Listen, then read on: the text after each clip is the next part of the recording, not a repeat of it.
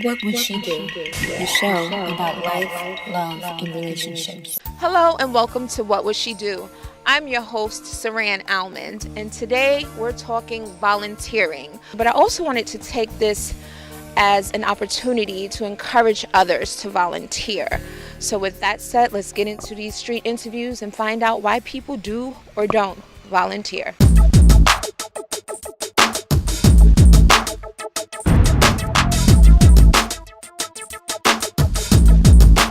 Do you volunteer? Yes, I volunteer at Burns Academy. Okay, and why did you choose that particular opportunity? That's my son's school. I do volunteer. I'm a big reptile fan, so I go to a lot of reptile wildlife rescues and help out with those a lot. Birds, I like those a lot. Do you volunteer? Sometimes. Why only sometimes?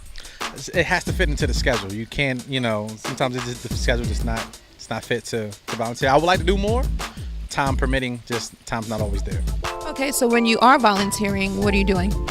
Helping out in the community, sometimes you go out feeding the homeless. Habitat for Humanity is big.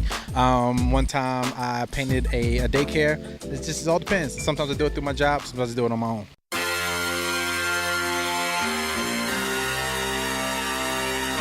Well, when the kids see you outside the classroom, they remember your face.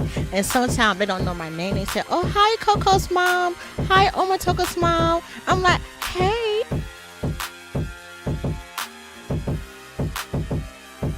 For people who don't volunteer or who are considering it and they don't know how to make the choice, what encouraged you to volunteer at Burns? Is it just because your son went there? Yes, my son is very important. You gotta help those who are less fortunate, who don't have. You gotta use what you have, the resources you have, to help out the less fortunate, those who don't have.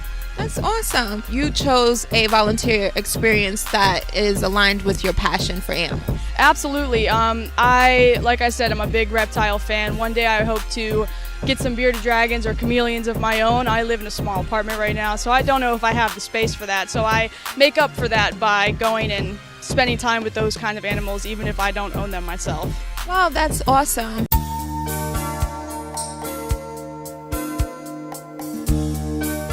Some encouraging words for somebody out there who's iffy about whether or not they want to make time to volunteer.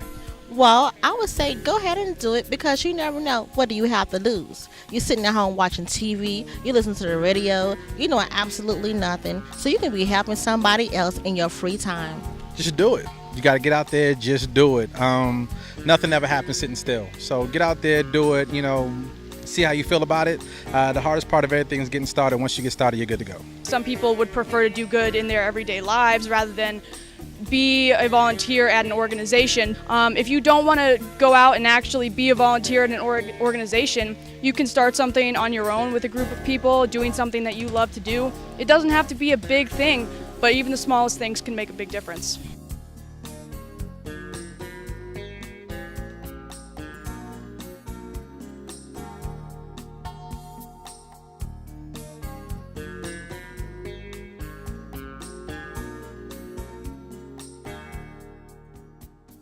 So what I would like to share about encouraging people to volunteer is not only do you help people and or needy causes, but it allows you an opportunity to gain experience, to develop and recognize your gifts and talents.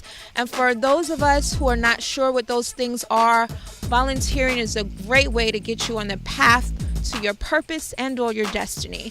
Thank you so much for watching. Please visit my website at www.whatwouldshedothe.show.com. Please follow on Twitter and IG at WWSD_the show. I'm your host, Saran Almond, and this is How Do You Volunteer on What Would She Do?